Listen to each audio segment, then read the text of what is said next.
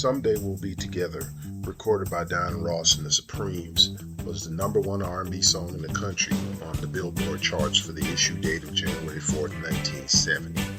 Not only did the song hit the top of the charts in R&B, it also topped the pop charts for 2 weeks. Additionally, the song had the distinction of being the last #1 song on both the R&B and pop charts to close out the 1960s. As many of their most recent singles lean heavily toward a pop sound, the song proved to be a smash, helping the Supremes' effort to win back their black fan base while not alienating their pop fans. Although Someday We'll Be Together was billed as the final Supreme song featuring Diana Ross, who left the group shortly after the song initially hit #1, it was really Diana's first solo single. Motown head Berry Gordy included billing the Supremes on the single in order to create more publicity for Ross's departure from the group. In fact, neither of the other Supremes, Mary Wilson or Cindy Birdsong, sang on the record.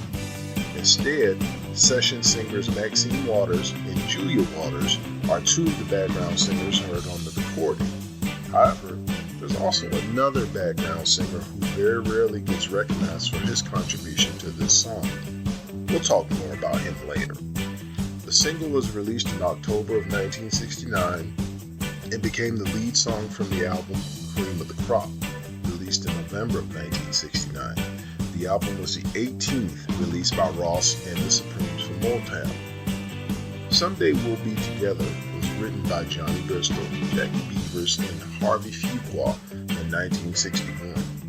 Bristol and Beavers originally recorded the song as the duo Johnny and Jackie for the Tri-Fi label that same year. The song was popular in the Midwest, but didn't gain much traction in the rest of the country. Later in the mid-60s, Motown acquired the song when they purchased the Tri-Fi record label.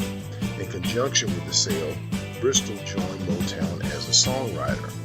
A few years later, in 1969, Bristol was putting together a new version of the song for the Motown act Junior Walker and the All-Stars. However, when Berry Gordy heard the tracks that Bristol had prepared, Gordy decided the song would be the perfect first solo single for Diana Ross. Later, while Bristol was working with Ross to get the proper vocal performance for the song, he decided to harmonize with her. He hoped this would help her get into the mood needed for the record. On the first take, the engineer accidentally recorded Ross's vocals as well as Bristol's ad-libs. Bristol liked the result, and the mistake made it into the final version of the song.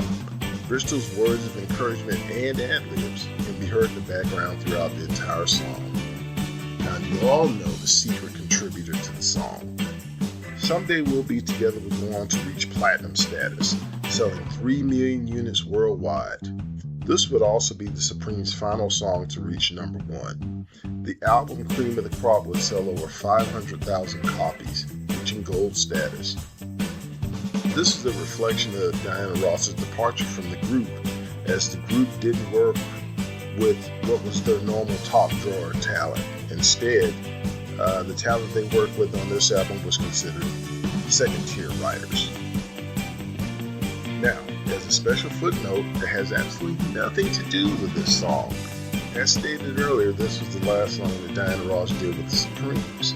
To replace her in the group, Berry Gordy's first choice was Serena Wright. For those of you who don't know, Wright was Stevie Wonder's first wife. Gordy felt that Wright's range and tone were similar to Ross's.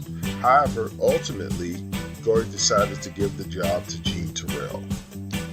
We hope you like this dive into the background of the first #1 R&B song of 1970, Someday We'll Be Together.